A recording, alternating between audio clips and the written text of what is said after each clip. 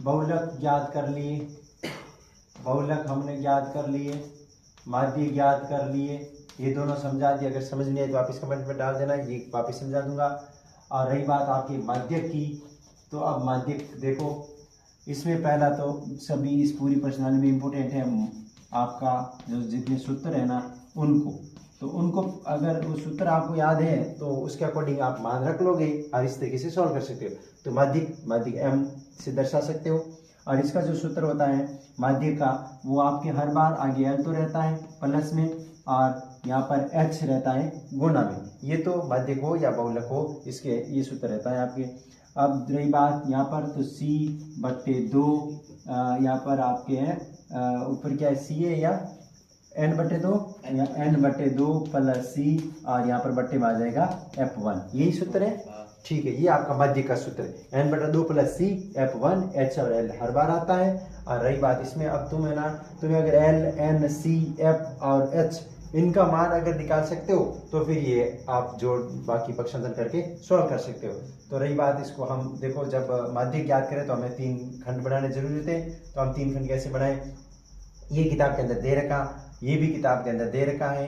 तो अब यहाँ पर CF कैसे लाएंगे, 4 के लिखो 4, 4 और 5 हो रहे हैं 9, और 9 और 13 कितने हो रहे हैं आपके 22, 22 और 20 हो रहा है 42, 42 और 14 हो रहा है 56, 56, 56 और 8 ये हो गए 67, 67, 67 और 4 68। बस ये लाइन क्यों लाई, क्योंकि इससे हमें हमारे पास C का मान आ जाएगा और F का मान तो है ही। देखो जैसे कि आपके एक तो मान जरूरत है N का, और एक मान जरूरत है L का, एक H का, एक C का, एक F। ये F1 हमेशा इसमें जो बड़ी संख्या नजर आए वो आपके F1 है। तो इसमें बड़ी संख्या मुझे नजर आ रही है 20, तो जो बड़ी संख्या है वही आपका F है। तो मैंने ले लिया बड़ी संख्या आपके ये 20 है, तो इसको मानेंगे F। तो इसमें सबसे अमीर आदमी ये है 20 करोड़ वाला। तो इसके जो आगे होगी, इसके जो आगे संख्या होगी वो होगी L। इसके साथ में लक्ष्मी जी है, तभी तो ये करोड़पति बना। तो इसमें L का मान 125 और F है 20, और इनके जस्ट ऊपर वाले बगल में बैठा है C। ये है C का। हमेशा ऐसे ही रहेगा, जो बड़ी संख्या नजर आए, चाहे यहाँ हो कहीं भी बड़ी संख्या नजर आए, वो आपका होगा F1। ये बड़ी है तो ये F1। इसके आगे कौन है, L का मान, क्योंकि जब लक्ष्मी घर में आई तभी तो ये अमीर हुआ, तभी तो ये बड़ा हुआ। तो जब बड़ा हुआ तो इसको F1 का, और ये है L, और इसके जस्ट ऊपर में है C। तो बस ये F1 आ गया, तो आपके साथ में पहले L आ जाएगा, इसके ऊपर जस्ट वाला C आ जाएगा। रही बात H की, तो H है ना, इसका अंतराल कितना है, 85 में से 65 घटा लो, पीछे रहेंगे 20, 105 में से 85 घटा लो तो भी रहेंगे 20। तो कहने का मतलब इस दोनों का अंतर ना निकालना है तो 85 में से 65 घटा लो, 85 में से 65 घटा लो, 5 में से 5 गए 0, 8 में से गए 2। तो ये हो गया आपका जो अंतर है प्रथम अंतराल और द्वितीय अंतराल के बीच में जो अंतर है वो H का मान है, वो आ गया 20।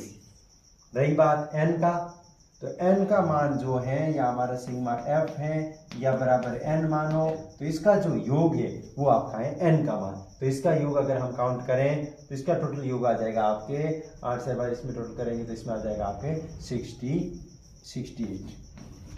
यही है, इसका योग आ गया 68। तो ये N का मान हो गया 68 यानी 68, और L का मान बता दिए, यानी जो लक्ष्मी है 20 करोड़ के आगे 125, ये जो बड़ी संख्या के आगे जो है वो आपका L का मान। H बता दिए, इसका जो अंतर है वो C बता दिए, C का मान क्या है, ये जो जस्ट F के ऊपर की जो संख्या है वो C का मान, F का मान दे रहा है, F का मान 20, ये 20 जो है बड़ी संख्या वाला 20, ये जो 20 है इसके 20 का अंतर, ये सब मान अगर आपके पास है तो आप माध्यक निकाल सकते हैं। यहाँ पर M लिखो या माध्यक लिखो, एक ही बात है। L का मान दे के लिख लो, आप N का मान, L का मान 125 प्लस का प्लस, N का मान कितना है 68 बट्टे में 2 प्लस C का मान क्या है 22, और F1 क्या है 20, और यहाँ पर H कितना है, H है आपके 20। अब मैं यहाँ पर लिख लेता हूँ, ये जो है 125 का 125, और यहाँ पर प्लस, ये इसका भाग गया यानी 30 का आधा, 2 के भाग में आधा करना। अब इसमें भी 2 का भाग दे सकते हो, इसको आधा करो, 2 का भाग गया तो इसका 30 का 60 का आधा 30, प्लस 22 के 22 और बट्टे 20 के 20 और ये 20 के 20। ठीक है, इसको आप काउंट करो, तो इसको काउंट कर लिए तो आपके हो गए 52 हो गए, और नीचे रह गए आपके 20 और यहाँ पर भी रह गए आपके इंटू में 20 और यहाँ पर प्लस में 125। तो देखो ये दोनों समान संख्या है, मल्टीप्लाई में है, तो ये कट गए, पीछे रहे 125 प्लस 52। 125 प्लस इसके कितना आंसर आ रहा है 172 या 177 कितने आ रहे इसके बाद तो जब ये सब कट गए तो इसके जो आंसर आएंगे आपके, अब इसको जोड़ो 100 जो ये 25 और 52 को हम काउंट करें 5 और 2 7 7 और पीछे रहा 1 तो 177 आ रहे हैं। तो इसका आंसर आ जाएगा 177। देखो मैं एक बार वापिस समझाऊं, समझने की कोशिश करो, जहाँ समझ में नहीं आए तो एक बार कमेंट में बोल देना। देखो ये संख्या आपके प्रश्न में दे रखी है, कोई दिक्कत नहीं है, ये भी प्रश्न में दे रखी है, इसमें भी कोई दिक्कत नहीं होगी। रही बात ये संख्या कहाँ से आई, तो देखो हम ज्ञात करें माध्यक, न कि हम माध्य और बहुलक ज्ञात करें। माध्य और बहुलक मैंने बता दिए पहले, अब आप ज्ञात करो माध्यक। माध्यक को यहाँ m लिख सकते हो, यहाँ पर l और h आपके माध्यक में भी आता है और इसमें भी आता है, तो सूत्र में ये याद करने की जरूरत नहीं, जो पहले याद हो गया हो तो, नहीं तो कोई दिक्कत नहीं। l प्लस n बट्टे 2 प्लस c बट्टा f1 और h।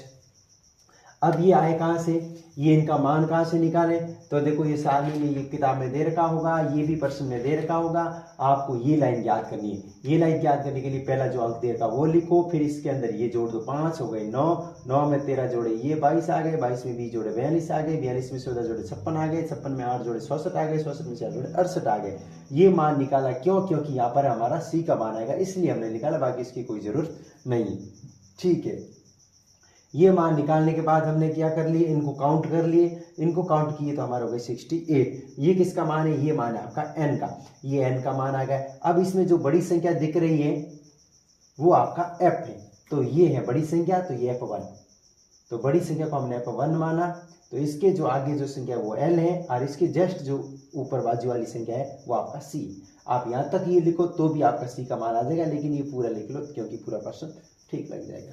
तो इसमें हमारे सब मान आ गए आपके पास, l आ गया 125 तो मैंने लिख दिया, f आ गए 20 तो इसमें 20 लिख दिए, n का मान 68 तो इसमें 68 लिख लिए, c का मान। अब इसमें कोई अगर दिक्कत आए तो फिर आप कमेंट में लिख लेना, बता देना। तो देखो ये जो मान थे इसको देख लिया, l का कितना है 125 प्लस का प्लस, n का मान कितना है 60 तो 60, 2 का 2 प्लस का प्लस, c का मान 22 है तो 22 और f1 का मान 20 और h का मान 20। ये 20 से 20 कट जाएंगे क्योंकि गुना में, लेकिन पहले हम इसको अष्ट को सॉल्व करें। तो 2 का भाग इसके 60 के अंदर 30 प्लस का प्लस 22 का 22 20 का 20, ये दोनों काउंट कर लिए 52 20 का 20। अब दोनों समान है, 20 में गुना, ये ऐसे नहीं कटेंगे क्योंकि यहाँ पर प्लस है तो प्लस वाले नहीं करते, जो गुना में होते हैं वो कट जाएंगे। तो 20 से 20 कट रहे, पीछे रहे 52, 125 का 125, दोनों काउंट किए 177। अब ये लाइक कर लेना, कमेंट कर लेना, समझ में नहीं तो और बोल देना। ये आपका हो गया 14.3 का पहला क्वेश्चन। ये पहला क्वेश्चन है ना, पहला जो आपका है माध्यक। ठीक है, ओके।